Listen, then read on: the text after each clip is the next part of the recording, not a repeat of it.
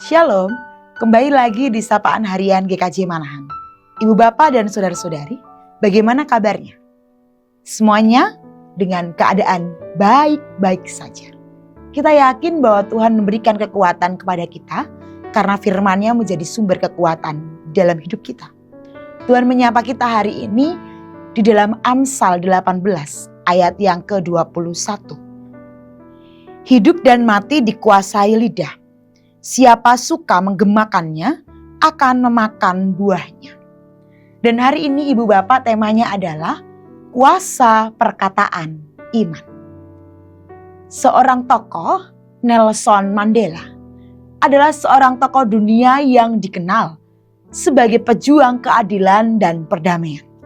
Sekaligus juga presiden berkulit hitam pertama dari Afrika Selatan yang menjabat sebagai presiden pada waktu itu, pada tahun 1994 sampai 1999.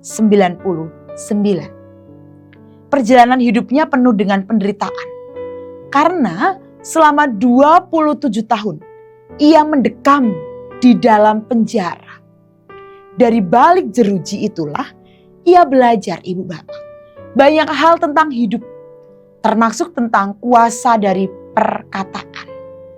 Ia menyadari satu kalimat bisa menjadi sumber pengharapan, tetapi juga bisa menimbulkan bahaya yang besar. Karena itulah ia berkata, bukan kebiasaan saya untuk berkata-kata dengan sembarangan. Sehingga pengalaman selama 27 tahun mendekam dalam penjara mengajarkan untuk menggunakan kesunyian dari kesendirian. Itu guna memahami betapa berharganya perkataan dan betapa kuat dampak dari perkataan terhadap hidup mati seseorang. Jika kita melihat, Ibu Bapak, Raja Salomo dalam kitab Amsal yang menegaskan hal yang sama dikatakan, bahwa hidup dan mati dikuasai lidah. Siapa suka menggemakannya akan memakan buahnya. Ayat ini menyikapkan bahwa kata-kata yang kita ucapkan mengandung konsekuensi, baik itu positif, baik itu negatif. Perkataan bisa menjadi sumber kehidupan, memberi semangat, penghibur dalam berduka, atau meneguhkan orang yang lemah. Tetapi di sisi lain, kata-kata juga bisa menjadi senjata yang merusak, menyakiti hati orang lain, menimbulkan perpecahan, bahkan bisa menghancurkan hidup seseorang. Dengan lidah yang sama, Ibu Bapak, manusia bisa memuji Allah, tetapi juga bisa melukai sesamanya. Inilah sebabnya Alkitab berulang kali mengingatkan kita untuk berhati-hati dalam berbicara. Kata-kata yang keluar dari mulut kita adalah buah dari hati kita. Bila hati kita dipenuhi dengan kasih, maka kata-kata yang lahir adalah kata-kata yang membangun. Tetapi bila hati kita dipenuhi dengan amarah, iri hati, atau bahkan hal-hal yang negatif, maka perkataan itu yang keluar bisa menjadi racun yang merusak. Lidah kita mengikuti isi hati kita. Hati yang dijaga dengan firman Tuhan akan melahirkan perkataan yang penuh dengan kasih dan berkat. Kehidupan sehari-hari kita seringkali menunjukkan bahwa tidak mudah untuk mengendalikan lidah kita.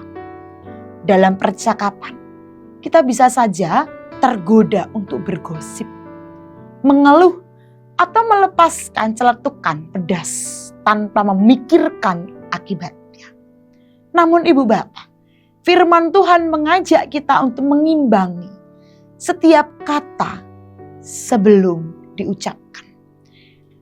Bila yang hendak kita katakan tidak berguna untuk membangun, lebih baik kita diam.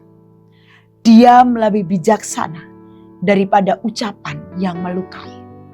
Kata-kata yang terjaga bukan hanya menyelamatkan kita dari penyesalan, tetapi juga menjadi saluran berkat bagi orang lain. Karena itu Ibu Bapak, marilah kita belajar menjadikan lidah sebagai alat kehidupan, bukan kematian. Gunakanlah perkataan untuk menguatkan, meneguhkan, dan menghibur. Biarlah ucapan kita menjadi cerminan hati kita yang penuh dengan kasih. Setiap hari kita membuka mulut kita, tanyakanlah kepada diri sendiri, apakah kata-kata ini akan memberi hidup atau justru melukai?